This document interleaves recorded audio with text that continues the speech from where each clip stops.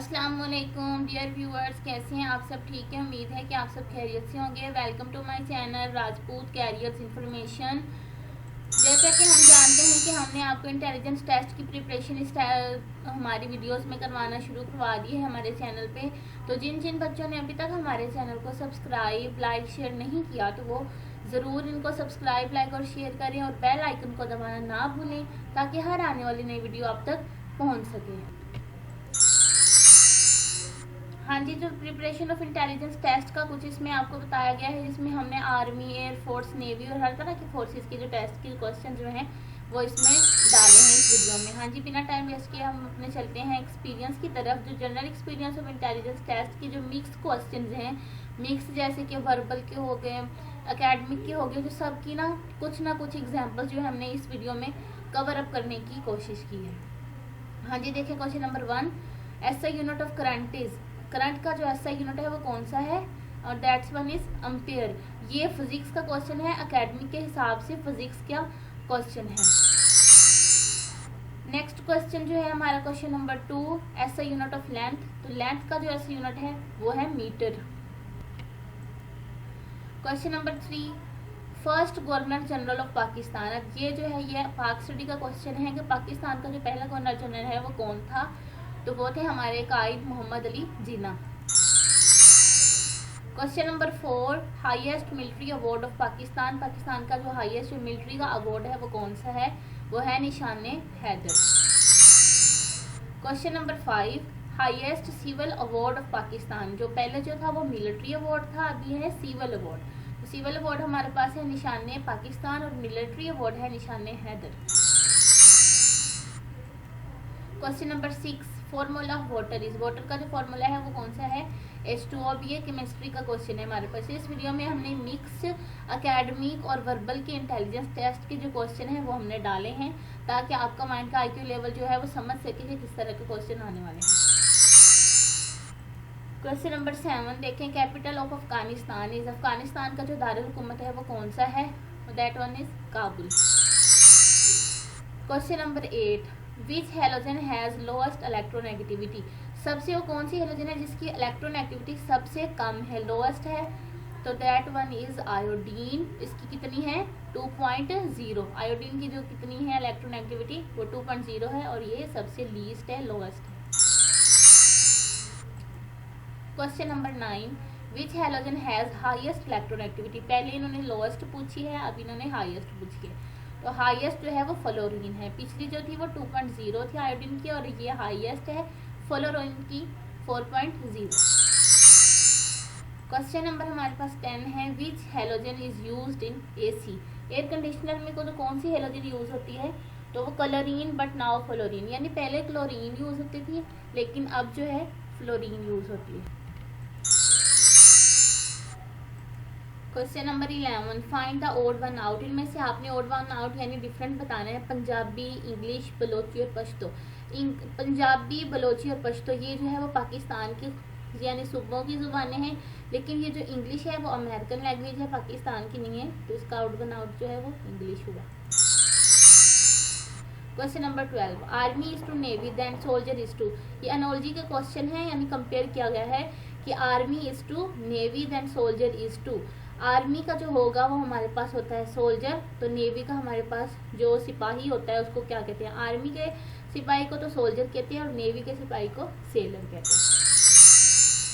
Question number 13, court is to जज as classroom is to. Court का जो हमेशा क्या होता है? एक जज होता है और क्लासरूम का क्या होता है? टीचर। यानी उन्हें कौन कंट्रोल करता है? जो कोर्ट है उन्हें तो जज कंट्रोल करता है, इस तरह जो क्लासरूम है उसे teacher. Question number 14, synonym of signify is. ये इंग्लिश का क्वेश्चन है कि जो सिग्निफाई है इसका सिनोनिम क्या है यानी हम मानी कौन से हैं? तो ये 4 मैंने इसमें डाले हैं, एक्सप्रेस, इंडिकेट, डिनोट और रिप्रेजेंट। इन सब का मतलब होता है जाहिर करना, अलामत होना। तो ये चारों ही इसकी हैं। जो भी इसमें से आपसे पूछा जाए यानी कोई भी इनमें से चारों में से अगर एक ऑप्शन हो तो उसको आप मार्क कर सकते हैं। That one is correct answer. Question number 15, a bird is to feather then cat is to. A bird is to feather then cat is to यानी जो है एक बर्ड है, परिंदा है, उसके फीदर होते हैं, पर होते हैं। तो कैट की क्या होगी? फीदर जो होते हैं यानी पर जो ये बर्ड को क्या देते हैं, प्रोटेक्टिव कवरिंग यानी उसकी हिफाजत करते हैं। तो इस तरह जो कैट है उसकी क्या हिफाजत करती हैं, तो कैट की हिफाजत जो करती है वो फर है, ये उसके ऊपर जो बाल होते हैं उसको कहते हैं। जैसे कि परिंदे के ऊपर फीदर यानी पर, पंख उसकी हिफाजत करते हैं, प्रोटेक्टिव कवरिंग है। इस तरह जो कैट है उसकी प्रोटेक्टिव कवरिंग उसके बाल होते हैं जिसको हम फर कहते हैं। Question number 16, the border between Pakistan and Afghanistan is called. Pakistan और जो अफगानिस्तान के दरमियान जो बॉर्डर है उसको क्या कहते हैं, इसको डेवरट लाइन कहते हैं और इसकी लेंथ जो है वो हमारे पास है 2640 किलोमीटर। अगर पूछा जाए सिर्फ कि बॉर्डर का नाम बताएं कि जो border between Pakistan and Afghanistan is called क्या है, तो हमने सिर्फ डेवरट लाइन बताना है। और अगर इसकी लेंथ पूछी जाए तो वो है 2640 kilometre. Question number 17, if we travel from Karachi to Islamabad in which direction we will go. हाँ जी, तो इन्होंने हमसे पूछा है कि अगर हम कराची से ट्रैवल कर रहे हैं इस्लामाबाद की तरफ तो हम कौन सी डायरेक्शन में जाएंगे। ये हमने डायरेक्शन बतानी होती है, नॉर्थ ईस्ट से जा रही है, साउथ वेस्ट, इस तरह करके डायरेक्शन बतानी। तो इसमें जो कराची से जब हम इस्लामाबाद जाते हैं तो हमारी बेसिकली जो डायरेक्शन है वो होती है टुवर्ड्स नॉर्थ ईस्ट, यानी नॉर्थ ईस्ट की तरफ जो है वो हम मूव कर रहे होते हैं। Question number 18, rate of doing work is called. जो rate of doing work is called क्या है, ये है पावर। काम करने की जो सलाहियत होती है, शरह है, वो क्या कहलाती है, पावर। ये भी फिजिक्स का जो है बेसिकली फिजिक्स का question. Question number 19, the quantity of matter in a body is called. जो मादा की एक जिस्म के अंदर जो क्वांटिटी है उसको हम क्या कहते हैं, उसको हम मैस कहते हैं। ये फिजिक्स का है। Question number 20, flow of electron is called. Electron के बहाव को क्या कहते हैं, इलेक्ट्रिक करंट। इलेक्ट्रॉन्स के बहने को क्या कहेंगे हम, इलेक्ट्रिक करंट। ये भी फिजिक्स का क्वेश्चन है। क्वेश्चन नंबर 21 देखें, the unit of capacitance is called. Capacitance का जो यूनिट है वो क्या है, फैरड है।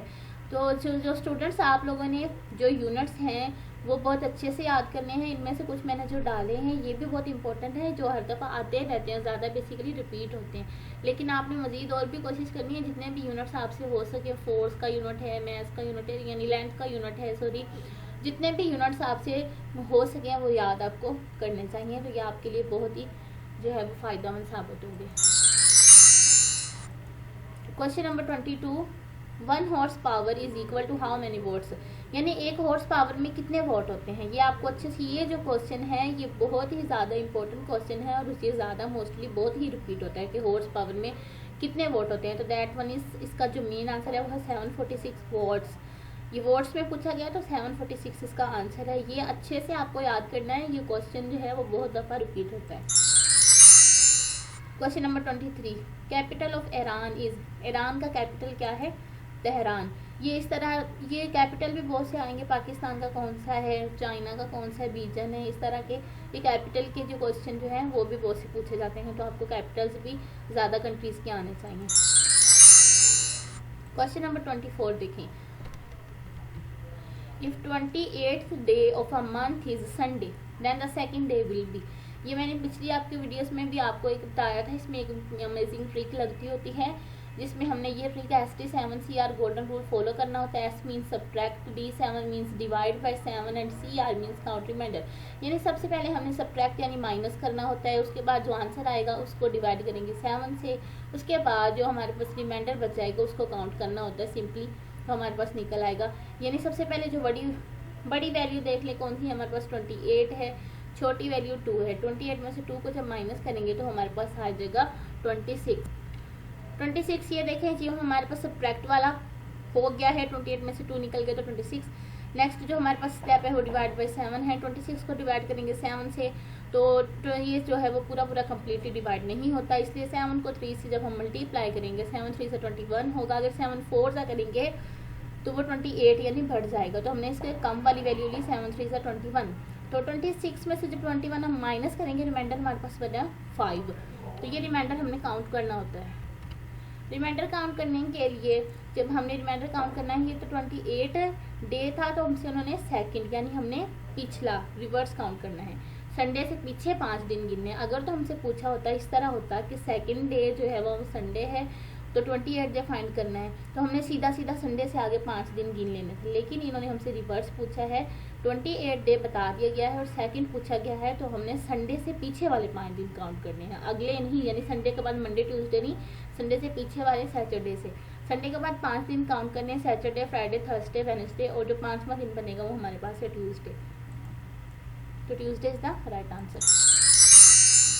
क्वेश्चन नंबर 25 देख लें, ये भी इसी तरह का क्वेश्चन है। 4th day of a month is Friday then the 19th day will be. ये सिंपली पूछा गया, ये देखिए रिवर्स नहीं है, ये बिल्कुल सही सही पूछा गया है कि चौथा दिन महीने का जुमा है तो 19वां दिन कौन सा होगा। ये बिल्कुल सिंपली पूछा गया है, यही गोल्डन रूल हमने दोबारा फॉलो करना है। सबसे पहले जो बड़ी वाली वैल्यू है 19 है, उनमें से छोटी को माइनस कर लेंगे। 19 में से 4 को माइनस किया तो आ गया 15। फिर डिवाइड बाय करना है 7 को 15 से डिवाइड करेंगे, 7 2 ज़ा 14, तो ये पूरा नहीं होता तो 14, तो 15 में से 14 निकाले तो रिमाइंडर बच गया हमारे पास 1। हाँ जी, रिमाइंडर में हमारे पास बच गया 1। अच्छा बच्चों, एक ये भी बात है, अगर पूरा डिवाइड हो जाए, यानी यहाँ पे 15 की बजाय 14 होता, पूरा कम्प्लीटली 7 2 ज़ा 14 डिवाइड हो जाता, तो हमारे पास आंसर सेम वही आ जाना था। जैसे फ्राइडे है तो फ्राइडे ही इसका आंसर जो है हमने लिख देना था, लेकिन अभी यहाँ पे पूरा डिवाइड नहीं हो रहा, 7 2 ज़ा 14, तो रिमाइंडर 1 बच गया, यानी फ्राइडे के बाद हमने एक दिन और काउंट कर लेना है। फ्राइडे के दिन के बाद अगला जो है वो सैटरडे है। Question number 26, if yesterday was Sunday then the day after tomorrow will be. Days के क्वेश्चन बहुत से पूछे जाते हैं, तो आपने अच्छे से याद रखना है। येस्टरडे वाज संडे, येस्टरडे कहते हैं गुजरे हुए दिन को, येस्टरडे क्या था, संडे, तो टुडे यानी आज क्या होगा, आज है हमारे पास मंडे। टुडे के बाद अगला दिन होता है टुमारो, मंडे के बाद हमारे पास क्या होगा, ट्यूसडे। इन्होंने हमसे पूछा है डे आफ्टर टुमारो, आफ्टर यानी टुमारो के बाद वाला दिन कौन सा है, तो टुमारो के बाद वाला दिन कौन सा होगा, वेडनेसडे। अच्छे से याद रखें, गुजरे हुए दिन को येस्टरडे, आज वाले को टुमारो, उससे अगले को जो अगला दिन होगा यानी आज के दिन के बाद वाला टुमारो, और टुमारो के बाद का जो दिन हमसे पूछा गया है वो आफ्टर टुमारो, यानी ये 4 दिन बन गए। बेसिकली आप गौर से देखें तो ये हमारे पास मेनली 4 दिन बन गए, यानी येस्टरडे से संडे के बाद चौथा दिन, संडे, मंडे, ट्यूसडे, वेडनेसडे, जो आफ्टर टुमारो इसका आंसर है। जिन बच्चों को कुछ भी समझ नहीं आ रहा है, यानी कोई भी प्रॉब्लम है, किस तरह का कोई मसला है, इशू है, वो आप हमसे कमेंट सेक्शन में ज़रूर पूछें, हम आपको इंशाल्लाह आंसर देने के लिए बैठे हैं। तो ये वीडियो हम आपके लिए बनाते हैं, आसान भी होती हैं, उसमें कुछ मुश्किल भी होते हैं, तो जो स्टेप्स आपको सही से समझ नहीं आ रहे वो कमेंट सेक्शन में हमसे लाजमी पूछें। Thanks for watching, best of luck students. उम्मीद है कि आपको हमारे लेक्चर सीरीज़ जो है वो अच्छी लग रही है, आपको समझ भी आ रही है, तो आप हमारे चैनल पर इसी तरह जुड़े रहें। हमारे चैनल को अभी तक जिन बच्चों ने सब्सक्राइब नहीं किया वो लाजमी सब्सक्राइब करें, और जो कुछ आपको समझ नहीं आ रहा है वो हमसे पूछें। इंशाल्लाह आपका टेस्ट ज़रूर कामयाब होगा, आपका ज़रूर क्लियर होगा। मिलते हैं फिर हम अपने नेक्स्ट लेक्चर में, तब तक के लिए अल्लाह हाफिज़। अल्लाह आपका मुहाफ़िज़ और निगहबान है। शुक्रिया, अल्लाह हाफिज़।